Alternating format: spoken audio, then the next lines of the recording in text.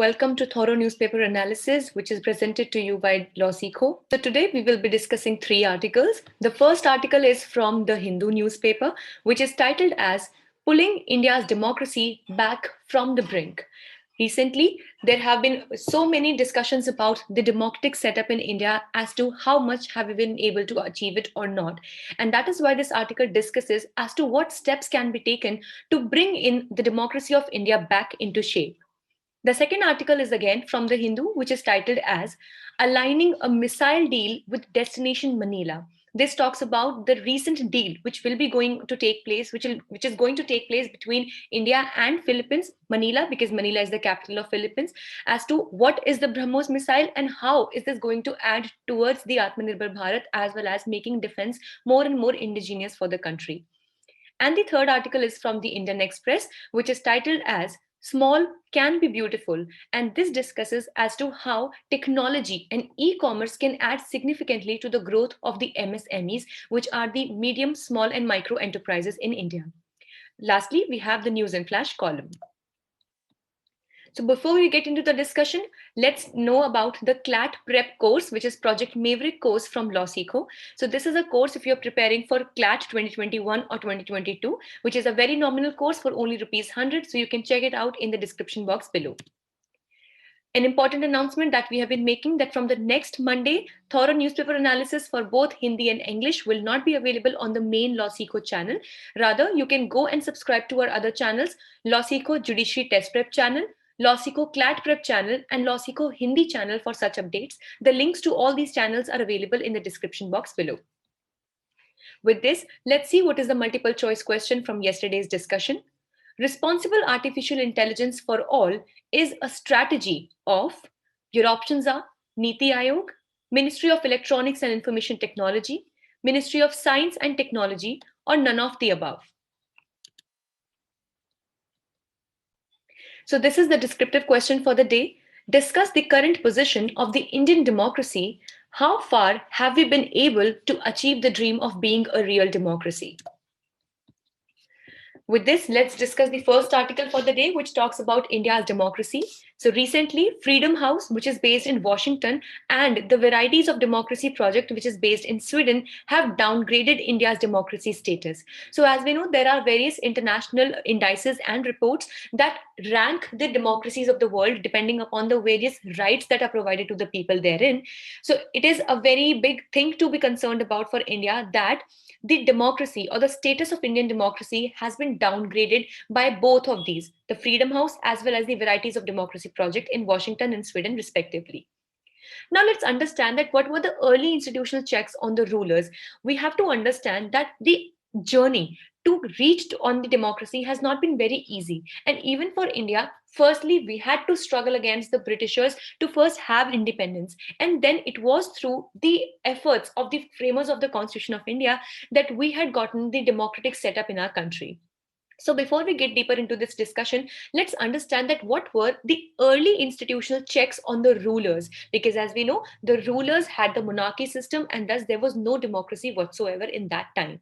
So in the first place, there was establishment of the English Parliament, which was considered to be a glorious revolution. So as we know that even till date in England, that is in the United Kingdom, there is the monarch that heads the state. So the head of the state is still the monarch, but still the entire system of governance is taken care of by the parliament. And thus, the first and the most glorious revolution that took place in this direction of democracy was that in the English Parliament was set up, and thus it was given the task of making various laws in the country. Though we still say that United Kingdom does not have a written constitution, and there whatever the judge says becomes a law, but still the Parliament plays a very important role in circulating and regulating the laws over there.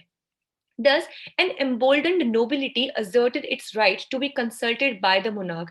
So it was in the matters of war as well as for purse, that is in the financial matters. So what happened was that now the entire parliament had been given an important task, and now the monarch, the powers of the monarch were somehow shared by them, specifically in the matters of war, as to whenever there was any kind of aggression, or also in the matters of the financial situations.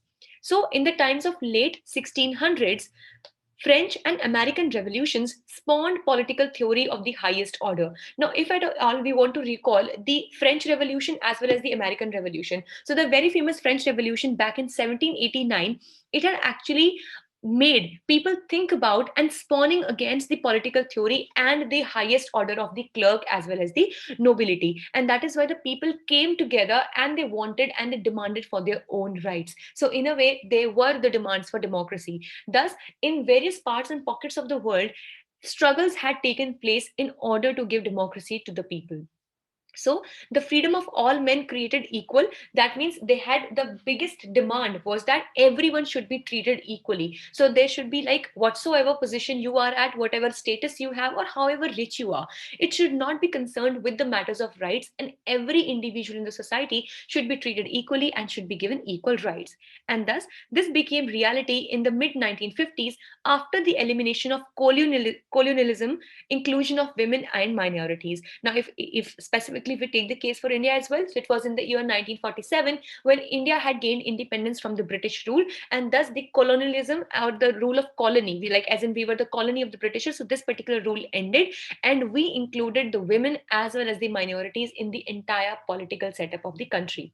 Also, the important step of universal suffrage elections, constitution, independent judiciary, and public scrutiny were taken up. Now, let's take the example of these. If we talk about the Indian system, so we have universal adult suffrage, which means that every individual above the age of 18 years, be it a man or a woman, be it a poor man or a rich man, be it a government official or a private businessman, anybody who is there above the age of 18 years and is a citizen of India has the right to vote.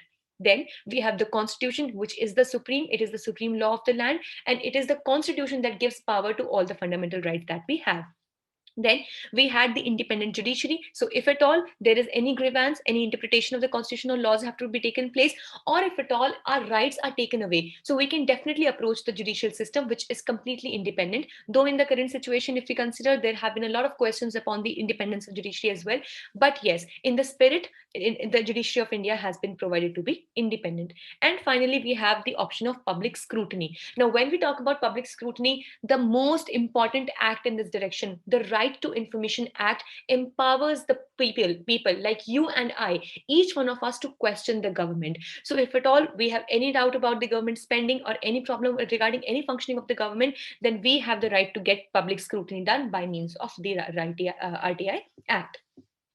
So, if we talk about the pillars of democracy, so what are the basic pillars or basic tenets of democracy on which a good and real democracy is based? So, firstly, free and fair elections. So, when we talk about democracy being the rule of the people, so definitely the people should be given the chance to conduct free and fair elections so that they can choose by their own open and voluntary will, that they can choose their own leaders. So it is only one leg of the governance tool, but also there are different things. But elections, free and fair elections, which are taken care of by the Election Commission in India, are very, very important, and one of the biggest and most important pillars of the democracy.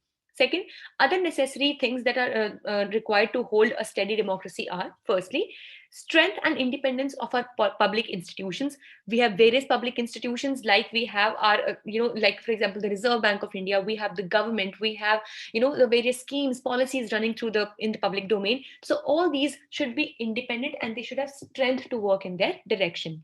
And secondly, vibrancy and vitality of the press, who serve as people's representatives to ask questions and that uncovers the truth. As we know that according to Edmund Burke, media is considered to be as the fourth pillar of democracy. So when we talk about the pillars of democracy, we have the judiciary, independent judiciary, we have executive, we have the legislature, and according to Edmund Burke, it is the media that is the fourth pillar of the democracy, that makes the people aware as to what is happening in the government that they had chosen, and thus it empowers the people to raise questions against the government functioning.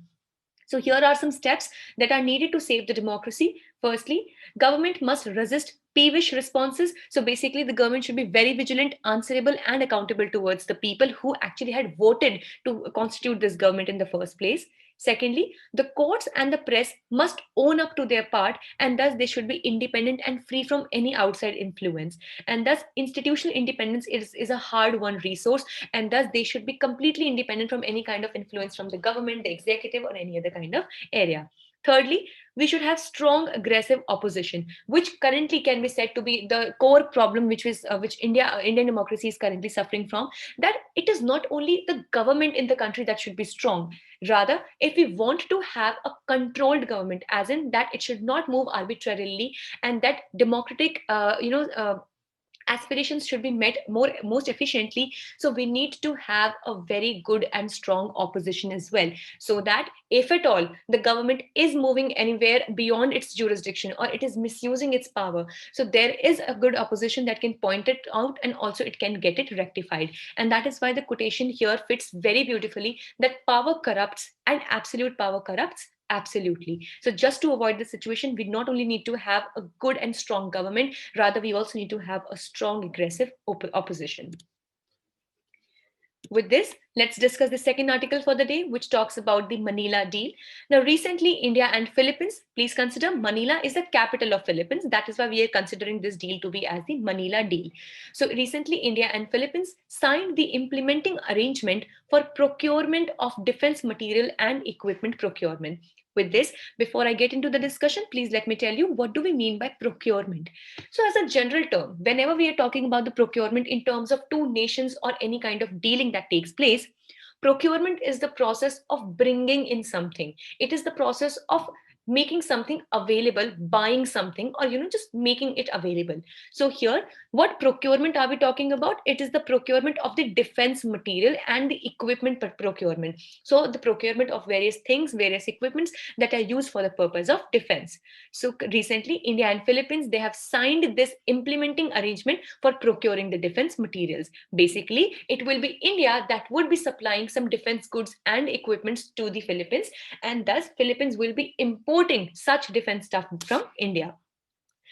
Now, before we get into this deal, let us discuss as to what has been dealt in this particular arrangement. So it is the BrahMos missile. It is one of the most advanced missile systems that we have. And let's understand that what is the BrahMos missile. So firstly, the BrahMos missile has been manufactured by BrahMos Aerospace Limited, and it is a joint venture between the DRDO, which is the Defense Research and Development Organization, which is based in India, of course, and it is a joint venture along with the Military Industrial Consortium NPO, which is there in Russia. So if at all there is a question or somebody asks you that who has designed the BrahMos missile or it has been developed by, so please remember, it is not just the Indian DRDO, rather it is an amalgamation or a joint venture between India and Russia. You do not have to specifically remember the name of this particular consortium NPO, but just that it is there with Russia. First, so the second point is that it is the first supersonic cruise missile to enter the service. So this is a first supersonic cruise missile. So as we know, there are different kinds of missiles. Some are ballistic missiles, some are cruise missiles. So BrahMos missile is the first supersonic cruise missile. So basically, cruise missiles and ballistic missiles are considered to be faster and more difficult to intercept, but cruise missiles are considered to be slower than the ballistic missile. But this is the special quality of the BrahMos missile, that it is a supersonic cruise missile, it is very, very fast, and it is not even easy to be intercepted and to be stopped once it is launched. So it attains a speed of Mach 2.8, which is 3 times the speed of sound. So you can see that how fast this BrahMos missile is. And it was earlier brought into the Navy as well as the land variants, and now all the three, it is being the Indian Air Force, Indian Navy, and in the Indian Army, they all have the BrahMos missile.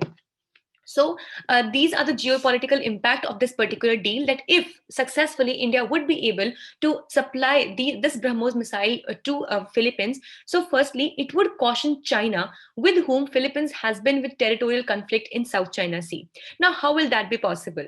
See, there is an important fighter jet of China, which is named as J-20, but BrahMos missile is capable of bringing down this J-20 as well. So that is why China is really very much, it is apprehended with the presence of BrahMos missile. And also due to the presence of the problem which is going on between China and Philippines, the conflict which is going on between China and Philippines in the South China Sea regarding the Paracels Island. So in that case also, Philippines has to be very much prepared against any action to be taken against the China. So that is why, if at all, this BrahMos missile, of which China already is a bit apprehended about, if Philippines will also have this BrahMos missile, so definitely China will be very much careful of taking any further move in the South China Sea. So the other nations also would be threatened by Chinese belligerent may come forward to induct the BrahMos missile. Now here, this is an important point, that in the South China Sea, there are a lot of nations which are, they are into conflict with China due to the extending claim of China in the South China Sea.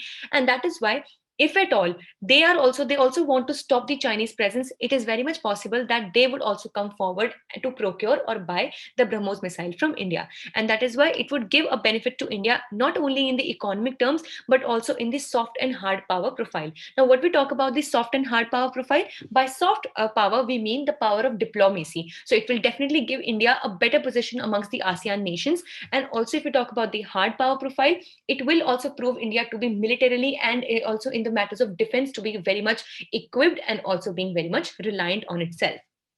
But one thing that we need to note here is that it is not only that only the good prospects are attached with this particular deal. Rather, there are some hurdles also that are possible that may come up in this particular deal. Firstly is the CAATSA Act. Now, what do we mean by the CAATSA Act? Basically, this is Countering America's Adversaries Through Sanction Act. So this act was brought in by Donald Trump, and this specifically tries to put down the countries that try to make any kinds of dealings or any kinds of transactions with the nations which are not in good terms with America. So specifically, these nations are three of them. First is Russia, second is North Korea, and third is Iran. So if at all any country on the globe tries to make any kinds of advancements or any kinds of bonds with these three nations specifically, and also if USA is dealing with those countries, and of course we know that USA probably has records of dealings or records of associations, global associations with almost all the countries. So what USA would be doing, that it would try to counter these adversaries of America, which were three: Iran, Russia, and North Korea, through sanction acts. So if at all any country moves further by making any deals with any of these countries or anything associated with these countries, so sanctions, that is economic penalties, would be put upon those countries. Now here, as we had just discussed, that BrahMos is not only and solely the Indian initiative, rather it involves the joint venture with Russia. And I just mentioned that in US and Russia do not have very good relationships, and that is why there is a chance that if at all India moves forward for the delivery of these BrahMos missile, in which Russia is also involved, so India might have to face the sanctions, the penal penalties coming from USA. And the second one, financing ravaged by COVID-19, many countries interested in buying BrahMos find it difficult to manage the funds. So obviously, it is not something that every country can buy, just without thinking about it, because it is definitely a huge investment, and a lot of money and investment is required in buying the BrahMos missile. And as we know that the situation of economy has not been very good since the time of COVID-19, thus many countries will be facing problem in accumulating the funds. With this, let's discuss the third and the last article for the day, which talks about digital empowerment for the MSMEs.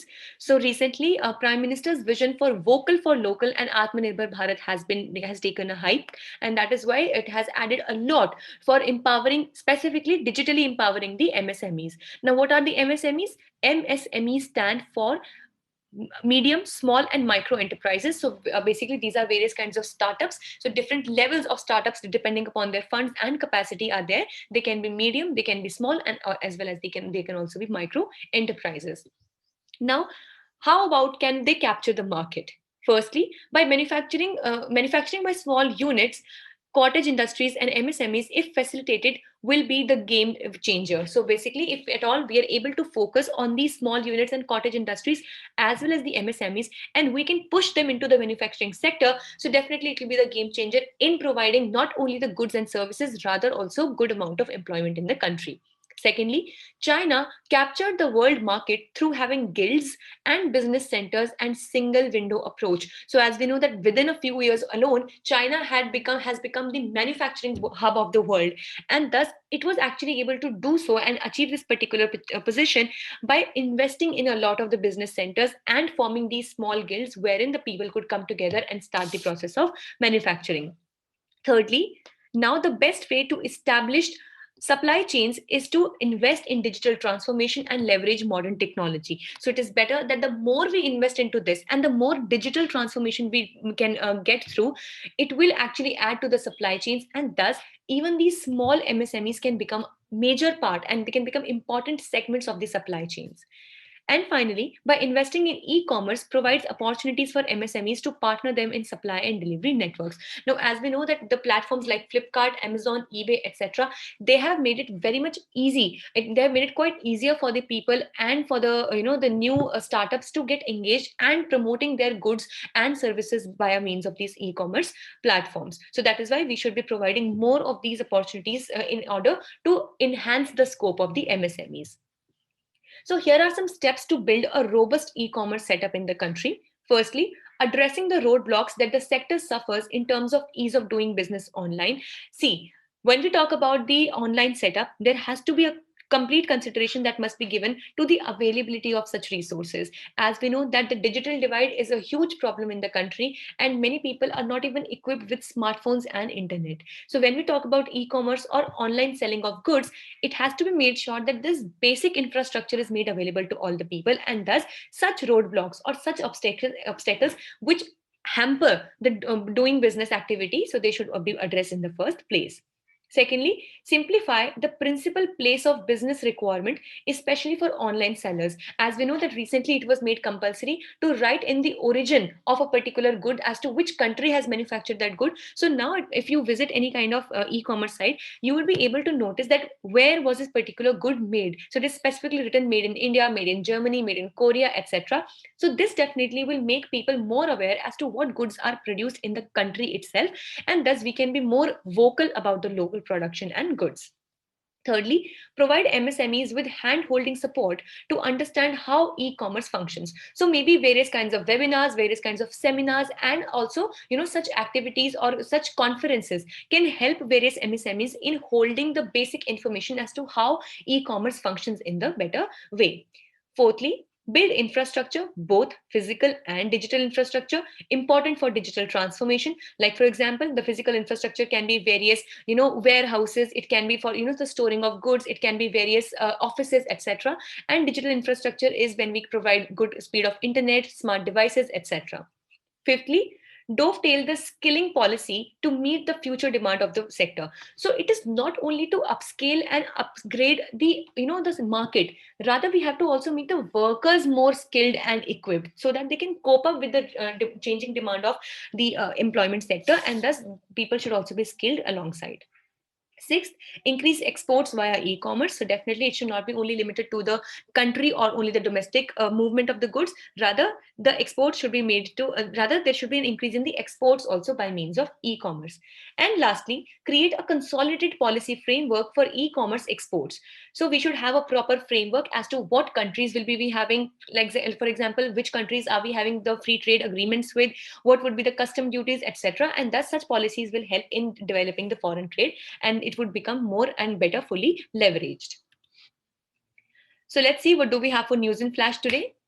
Gender no bar for NCC. So the Kerala High Court has allowed the enrollment of transgender persons in the National Cadet Corps, which is a very big achievement in this direction. So what was the background of the case was that the petition was filed in 2020 by a trans woman, Hina Hanifa, who was refused admission to the National Cadet Corps unit in Thiruvananthapuram College on grounds that the NCC Act 1948 only allows membership of the male sex and female sex to be enrolled as cadet. But now this has been overruled, and the Kerala High Court has allowed that even the transgender persons can be admitted into National Cadet Corps.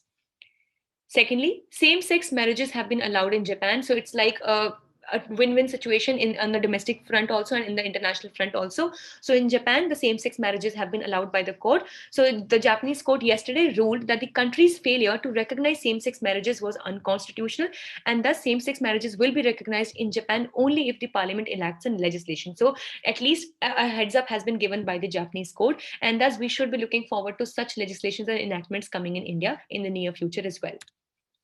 So this was all for the day. We hope it was a good session for you. Thank you so much for staying tuned with Law Seekho.